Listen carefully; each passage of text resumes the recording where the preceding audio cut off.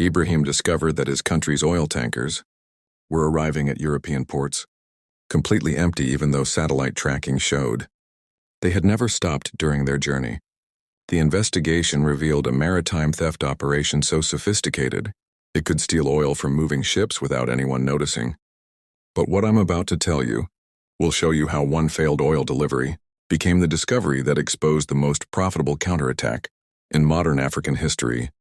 The emergency call came at 2:00 a.m. to Ibrahim's private residence, cutting through the humid Ouagadougou night air, with news that would shake Burkina Faso's entire energy export strategy. The sound of crickets and distant prayer calls from the early morning mosques were interrupted by Maritime Minister Captain Salif Sawadogo's urgent voice, tight with professional disbelief, as he delivered a report that defied all maritime logistics. Understanding, Mr. President, Captain Sawadogo said, his voice cracking with professional embarrassment and exhaustion from the emergency calls he'd been fielding from European ports. I'm calling about the Rotterdam delivery that was scheduled to dock this morning. The tanker arrived on schedule, but when European inspectors boarded for routine cargo verification, they found the ship completely empty. No oil, no residue, nothing. Ibrahim felt his blood freeze as the implications hit him. He reached for the bedside lamp, illuminating his private quarters. As the weight of the crisis settled over him, the tanker, Burkina Star, had been carrying 2.3 million barrels of crude oil, worth $187 million, the money desperately needed for the new hospital construction program that would serve rural communities across the country. Wait until you hear what Ibrahim discovered about who was really behind these thefts. Captain, this makes no sense, Ibrahim said, now fully alert and pacing his bedroom in his traditional cotton sleeping clothes. Standard maritime protocol requires continuous cargo monitoring. Satellite tracking shows the ship never deviated from its route, never stopped, never had contact with other vessels. How can 2.3 million barrels of oil simply vanish from a moving ship? That's exactly what has me calling at this hour, sir. According to Lloyd's of London tracking data and our own GPS monitoring, the Burkina Star traveled directly from Tema port in Ghana to Rotterdam in exactly 14 days without any deviations. The crew reported normal operations throughout the journey, regular pressure readings, standard ballast adjustments, normal fuel consumption. But when European inspectors opened the cargo holds this morning, they found them bone dry with no trace that oil had ever been present. His fears proved justified faster than anyone anticipated. At 6:00 a.m., just 3 hours after the Rotterdam discovery, Hamburg Port Authority called with identical news. The Volta Pride had arrived completely empty, despite continuous satellite monitoring, showing an uninterrupted journey from Takoradi Port in Ghana. 2 massive oil thefts in one morning. The pattern was undeniable and terrifying. Someone had developed technology to steal massive quantities of oil from moving ships without detection by crews, satellites, or maritime authorities. But Ibrahim's response would demonstrate that African leadership could outmaneuver even the most advanced maritime piracy operations, while generating unprecedented profits in the process, rather than publicizing the thefts and risking panic in the oil export market. Ibrahim activated a classified maritime security protocol that would turn the theft operations into the most profitable intelligence operation in African history. Working with naval security experts from Nigeria and Ghana, Burkina Faso quietly began equipping oil tankers with advanced monitoring systems designed to not only detect sophisticated theft operations, but to trace their entire financial network. The breakthrough came 3 weeks later, when surveillance vessels detected what maritime experts would later call the most technically advanced theft operation in shipping history. Captain Aisha Mensa, commanding the Ghanaian naval vessel Invisible Guardian, on loan to the joint operation, observed the theft through military-grade underwater sonar and surface radar systems. Mr. President, Captain Mensa reported through encrypted naval communication. We observed a coordinated operation involving 3 modified vessels. The primary theft ship approached our monitored tanker from below, using a semi-submersible platform that rides just beneath the surface. The platform attached to the tanker's hull, using electromagnetic clamps, then deployed flexible high-capacity pumping lines that connected to pre-drilled access points in the ship's bottom. But the investigation revealed something that made the theft operation even more valuable for Ibrahim's counterattack. The theft teams were releasing an aerosol sedative through the ship's ventilation system during the pumping operation. The crew would fall into deep sleep for 6 to 8 hours. While the oil was extracted, when they woke up, they had no memory of the theft period and assumed they slept normally. This explained why crews reported normal operations, despite massive cargo theft occurring beneath their feet. The stolen oil was being transferred to modified commercial tankers that operated with legitimate shipping documentation. These receiverships collected oil from multiple theft operations, then delivered consolidated shipments to European refineries. Under standard commercial contracts, the stolen oil entered the legitimate market.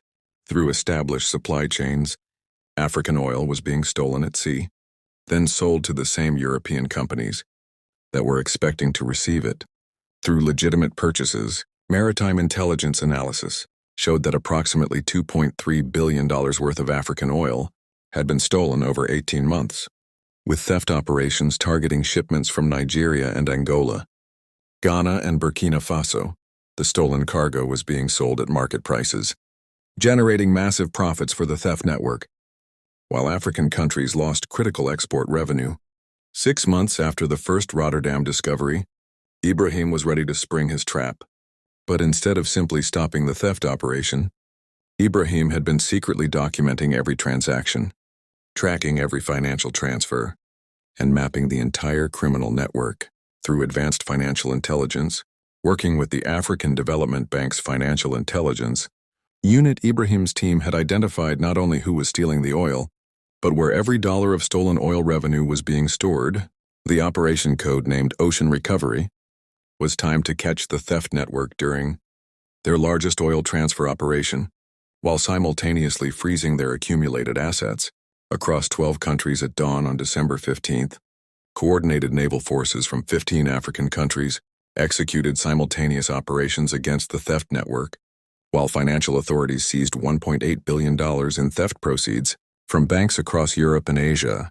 Using the intelligence gathered over months of surveillance, African naval vessels intercepted 12 semi-submersible platforms and 7 receiver tankers during active theft operations. The captured technology revealed the true scope of the maritime conspiracy.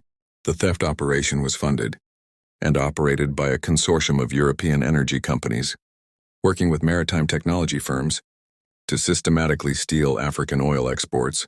But the most devastating blow to the theft network came through the financial seizures. Ibrahim's financial intelligence team had traced every stolen oil payment through a complex network of shell companies and offshore accounts. When African authorities presented this evidence to international banking authorities, they were able to freeze not only the immediate theft proceeds, but also 18 months of accumulated profits that the criminal network had been planning to reinvest in expanded theft operations. They weren't just stealing our oil. Ibrahim addressed the African Union Emergency Maritime Assembly. Through secure channels, they were using our own stolen resources to fund expanded theft operations. Across our continent today, we're taking it all back. The financial recovery exceeded all expectations. In addition to the $1.8 billion in frozen theft proceeds, African legal teams successfully claimed an additional $400 million in damages and legal penalties from European companies that had been knowingly purchasing stolen oil at below-market prices. But Ibrahim's most strategic achievement was converting the entire theft network into African assets. The captured semi-submersible technology was repurposed for legitimate underwater infrastructure inspection and maintenance. The receiver tankers became part of an African-controlled shipping network that eliminated dependence on European maritime companies.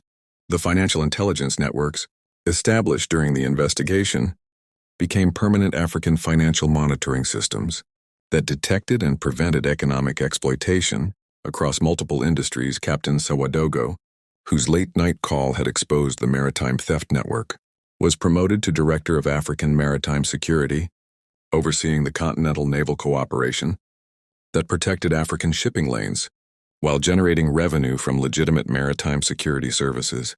Within 2 years, the Ocean Recovery Operation had not only retrieved the stolen oil revenue, but had generated an additional $3.2 billion through legitimate maritime security operations, shipping services, and technological licensing to other developing countries facing similar economic exploitation. Today, the African Continental Maritime Security Initiative has prevented on additional maritime theft attempts and establish shipping protection protocols that generate over $500 million annually in legitimate revenue, while maintaining the safest shipping lanes in the world for African commerce.